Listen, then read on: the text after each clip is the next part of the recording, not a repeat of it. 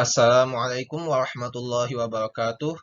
Nama saya Saifullah, mahasiswa jurusan Ilmu Al-Quran dan Tafsir, Fakultas Usuluddin dan Humaniora, Universitas Islam Negeri Antasari Banjarmasin yang bertempat di Kampus 2 Banjarbaru, Lokal C, Angkatan 2022.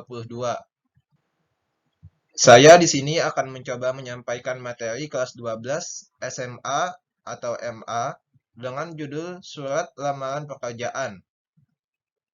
Untuk memenuhi tugas final tes semester 1 mata kuliah Bahasa Indonesia yang diampu oleh Ibu Fitriani, SPD, STHI, MPD.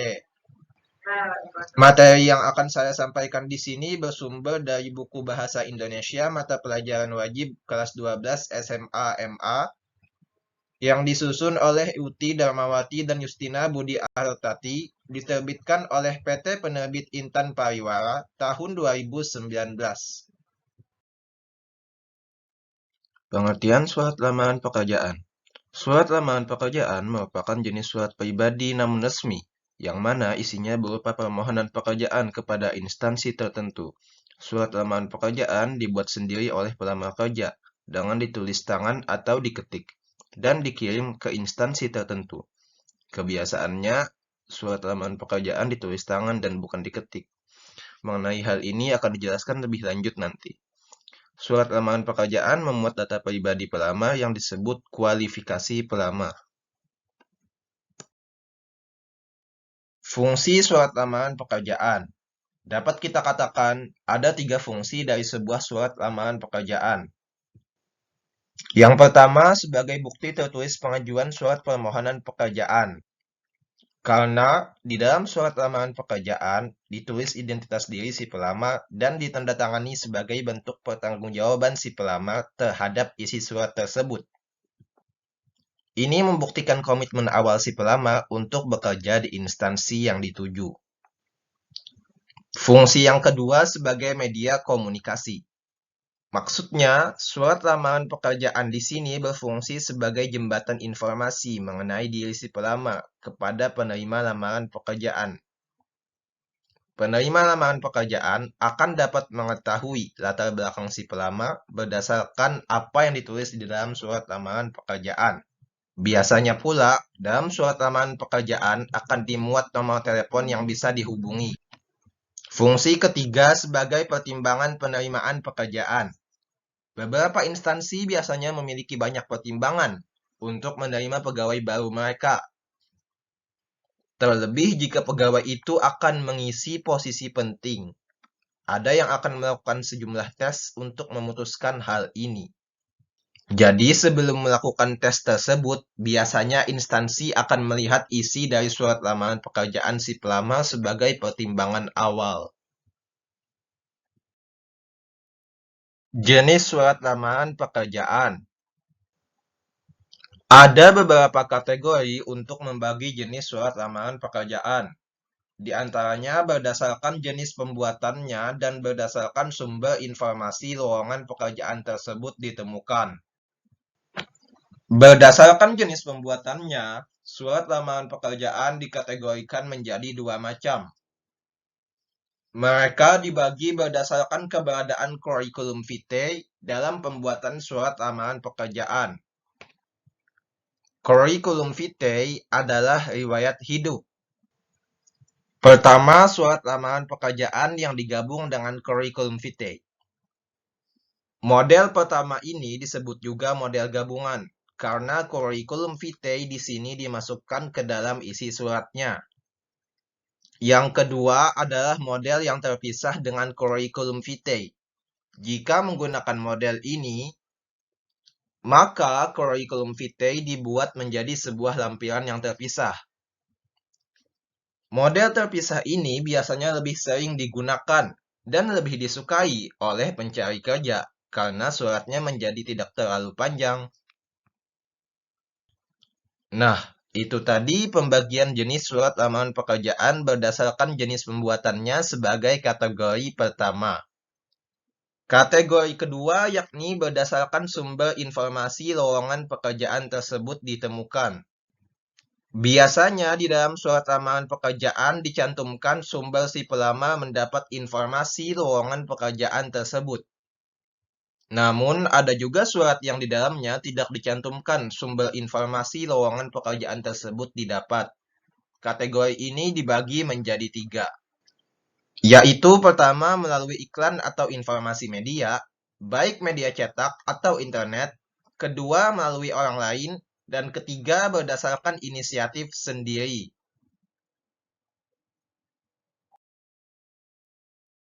Aspek yang harus diperhatikan. Nah, ada beberapa aspek yang harus diperhatikan pelamar kerja dalam menulis surat lamaran pekerjaan. Yang pertama, harus menggunakan bahasa yang baik dan benar. Di bagian pengertian tadi disebutkan bahwa surat lamaran pekerjaan adalah surat pribadi namun resmi. Jadi karena ini termasuk resmi, maka bahasa yang digunakan haruslah bahasa formal. Tidak boleh menggunakan bahasa yang terkesan seperti mengirim surat kepada teman. Yang kedua, harus menggunakan kalimat singkat, padat, dan jelas. Jangan bertele-tele dalam menulis surat lamaran pekerjaan. Biasanya instansi tidak menyukai surat lamaran pekerjaan yang bertele-tele. Yang ketiga, hendaknya menggunakan tulisan tangan. Nah, kenapa tulisan tangan lebih disarankan daripada diketik? Karena jika menggunakan tulisan tangan biasanya lebih disukai oleh instansi. Kepribadian seseorang biasanya dapat dinilai melalui tulisan tangannya. Selain itu, tulisan tangan menunjukkan kesungguhan pelamar untuk bekerja di instansi tersebut. Apa hubungannya tulisan tangan dengan kesungguhan si pelamar? Jawabannya ada di aspek keempat. Harus memperhatikan kebersihan dan kerapian surat. Dalam surat lamaran pekerjaan tidak boleh ada coretan. Bahkan bekas penghapus atau tipe X atau tip X juga tidak boleh. Jadi, jika seseorang yang membuat surat lamaran pekerjaannya dengan tulisan tangan membuat kesalahan yang mengakibatkan adanya coretan atau bekas penghapus ini, maka ia harus menulis ulang dari awal menggunakan kertas baru. Disinilah letak kesungguhan pelamar tersebut. Karena itu, perlulah kehati-hatian dan ketelitian dalam menulis surat lamaran pekerjaan. Sebaiknya ditulis terlebih dahulu bentuk kasarnya di kertas lain. Baru kemudian jika dirasa sudah baik dan benar, maka ditulis di kertas yang akan menjadi surat lamaran pekerjaan sebenarnya. Aspek terakhir yang perlu diperhatikan yakni melampirkan dokumen-dokumen pendukung. Dokumen yang kira-kira mendukung kualifikasi si pelamar untuk posisi tersebut. Atau dokumen yang meningkatkan nilai pribadi si pelamar penting untuk dilampirkan. Karena dokumen-dokumen ini dapat menjadi nilai tambah dalam pertimbangan instansi. Nah, kali ini kita akan membahas unsur-unsur kebahasaan surat lamaran pekerjaan yang penting diperhatikan dalam menulis surat lamaran pekerjaan. Kurang lebih ada 4 unsur kebahasaan yang perlu diperhatikan. Pertama, ketepatan pilihan kata. Pilihan kata atau diksi yang dipilih untuk digunakan dalam surat lamaran pekerjaan tidak boleh sembarangan. Harus dipilih yang benar bentuknya dan tepat maknanya. Sebaiknya menggunakan kata-kata yang bentuknya baku atau standar. Contohnya, jika kita menulis, informasi itu saya terima melalui bla bla bla. Nah, penggunaan kata informasi di sini sudah tepat. Bentuk yang kurang tepat, contohnya, info itu saya terima melalui bla bla bla. Penyebutan kata info tadi sebaiknya diganti dengan kata informasi. Sama seperti contoh yang tepat tadi, informasi itu saya terima melalui bla bla bla. Unsur kebahasaan kedua, ketepatan penggunaan ejaan dan tanda baca. Sederhananya, semua ejaan dan tanda baca yang digunakan dalam surat lamaran pekerjaan harus sesuai dengan Pedoman Umum Ejaan Bahasa Indonesia atau PUEB. Yang ketiga, kebenaran dan keefektifan struktur kalimat. Sama seperti poin nomor 2 tadi, struktur kalimat yang digunakan haruslah sesuai dengan kaidah bahasa Indonesia. Yang keempat, kepaduan paragraf. Kalimat yang tersusun dalam surat lamaran pekerjaan haruslah menjadi sebuah paragraf yang padu. Sederhananya, semua unsur kebahasaan ini, baik 1, 2, 3, dan 4, selama kita mengikuti kaidah bahasa Indonesia yang baik dan benar, maka kita tidak akan kesulitan dalam membuat surat lamaran pekerjaan dengan kebahasaan yang tepat. Sekarang, kita akan masuk ke bagian paling penting dalam materi ini, yakni sistematika. Sistematika dalam surat lamaran pekerjaan terdiri dari tempat dan tanggal, hal dan lampiran, nama dan alamat tujuan, salam pembuka dan pembuka surat, isi surat, penutup surat, terakhir salam penutup, tanda tangan, dan nama terang. Tempat dan tanggal. Tempat dan tanggal menunjukkan di mana dan kapan surat tersebut dibuat. Tempat dan tanggal ditulis di sebelah kanan atas. Penulisan tempat dan tanggal tidak diakhiri dengan tanda titik, karena ini bukan sebuah kalimat. Nama tempat yang digunakan biasanya adalah nama kota atau kabupaten. Contohnya di sini, Banjarmasin, 26 September, 26 Desember 2022. Bisa diperhatikan, yang ditulis adalah nama bulan, bukan nomor bulannya. Hal dan lampiran. Lampiran dalam surat lamaran pekerjaan boleh ada, boleh tidak.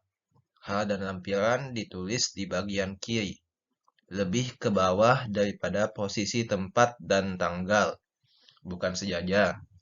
Ingat, penulisan kata lampiran tidak boleh disingkat menjadi lam.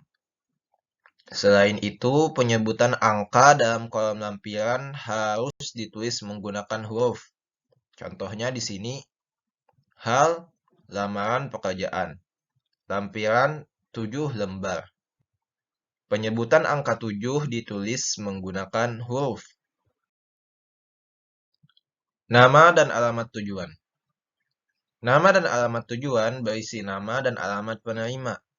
Nama dan alamat penerima ditulis di bagian kiri, di bawah lampiran jika ada. Contohnya di sini, YTH, maksudnya yang terhormat, Kepala SMA Global Taqwa Boarding School, Jalan Patimura, Bandung. Perhatikan, kesalahan yang banyak terjadi biasanya terdapat tulisan kepada di atas YTH. Sebenarnya tidak perlu menulis kepada, karena penulisan kepada termasuk contoh kemubaziran bahasa.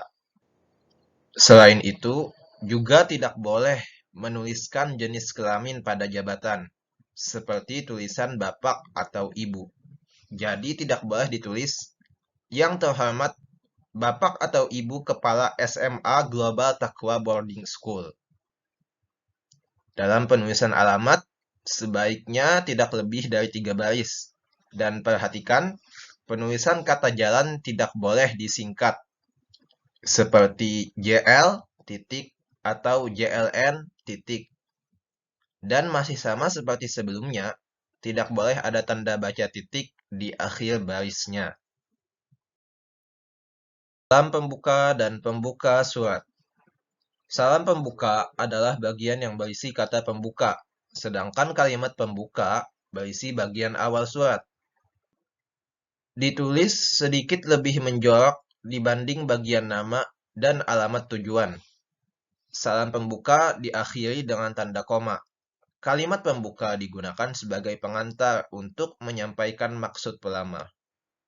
Contohnya di sini, dengan hormat, berdasarkan informasi yang saya dapatkan dari bla bla bla, saya membaca iklan yang menyebutkan SMA Taqwa Cendekia Boarding School membutuhkan tenaga pengajar keterampilan komputer.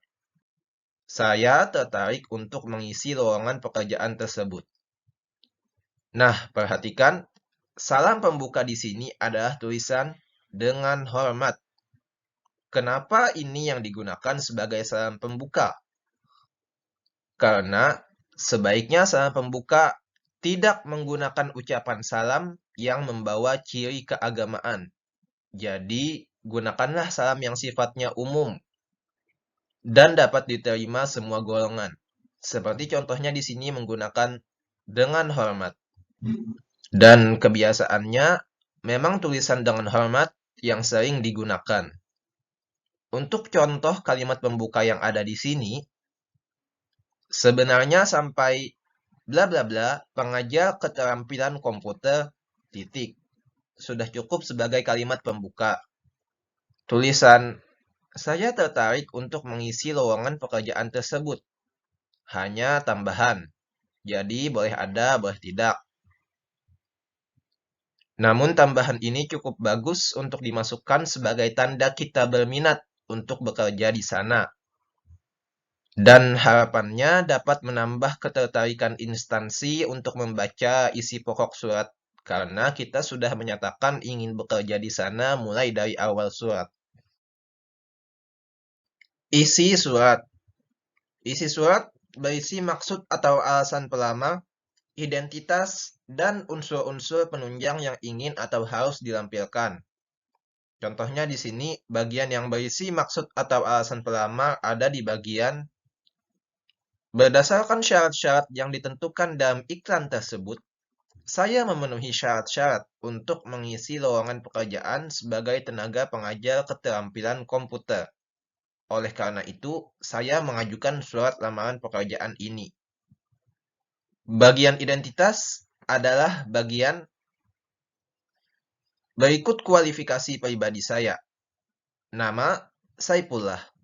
Tempat, tanggal lahir, Samarinda, 2 Juni 2001. Alamat, Jalan Indraloka 7, Banjarmasin. Dan pendidikan terakhir S1 Komunikasi dan Penyiaran Islam.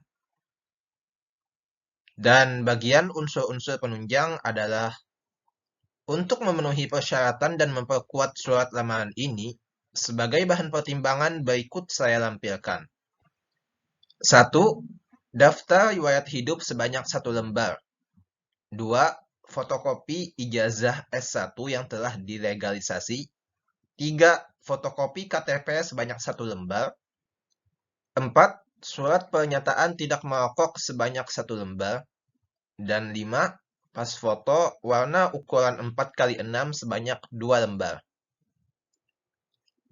Nah, perhatikan, dalam menulis keterangan identitas seperti nama, tempat tanggal lahir, alamat, dan pendidikan terakhir atau apalagi bisa ditambahkan sesuai kebutuhan. Itu semua tidak ditulis menggunakan huruf kapital di awal kata. Sama dengan menulis keterangan unsur-unsur penunjang tidak menggunakan huruf kapital di awalnya. Selain itu, menulis tempat tanggal lahir tidak menggunakan dan, tapi menggunakan tanda baca koma. Jadi tulisannya tempat, tanggal lahir. Untuk bagian unsur-unsur penunjang, tidak harus persis sama dengan contoh di sini, namun harus disesuaikan dengan kebutuhan atau permintaan dari instansi. Penutup surat. Penutup surat berisi harapan dan ucapan terima kasih. Contohnya di sini, besar harapan saya atas terkabulnya permohonan ini. Atas pertimbangan Bapak atau Ibu, saya mengucapkan terima kasih. Perhatikan, pernyataan yang berisi harapan kita untuk bekerja di instansi tujuan seperti di sini contohnya, besar harapan saya atas terkabulnya permohonan ini. Tidak boleh tidak ditulis. Jika pernyataan ketertarikan bekerja di bagian pembuka tadi, boleh ada, boleh tidak. Maka pernyataan harapan diterima bekerja di bagian penutup ini adalah wajib. Jadi jika kita tidak memuat keterangan yang berisi ketertarikan di bagian pembuka tadi, Setidaknya ada pernyataan yang berisi harapan di bagian penutup, sehingga menunjukkan kesungguhan kita untuk dapat bekerja di sana dan menambah keyakinan penerima lamaran pekerjaan untuk merekrut kita. Ingat, penutup surat ini adalah bagian akhir dari surat. Jadi setelah penutup ini tidak boleh ada lagi keterangan atau pernyataan lain. Salam penutup, tanda tangan, dan nama terang. Bagian ini ditulis di sebelah kanan bawah surat. Salam penutup harus disesuaikan dengan salam pembuka. Contohnya di sini, hormat saya, tanda tangan, Saifullah. Nah, perhatikan, karena kita tadi menulis salam pembukanya memakai ucapan dengan hormat, maka bagian salam penutupnya harus disesuaikan dengan itu juga. Jadi salam penutupnya di sini adalah hormat saya.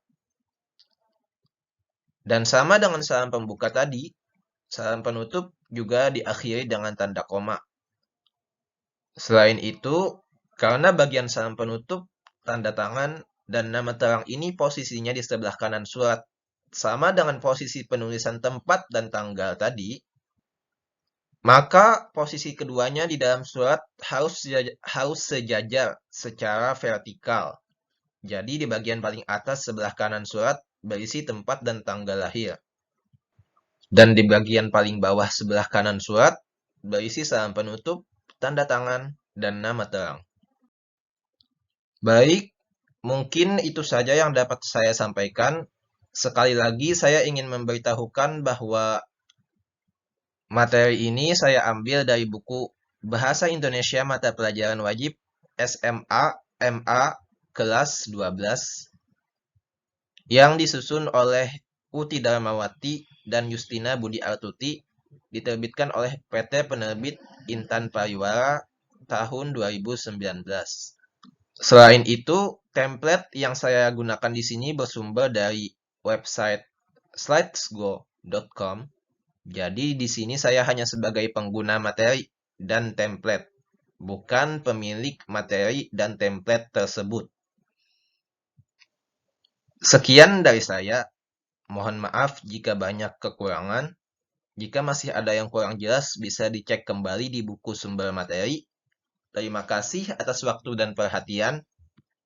Sampai jumpa lagi di kesempatan berikutnya. Wassalamualaikum warahmatullahi wabarakatuh.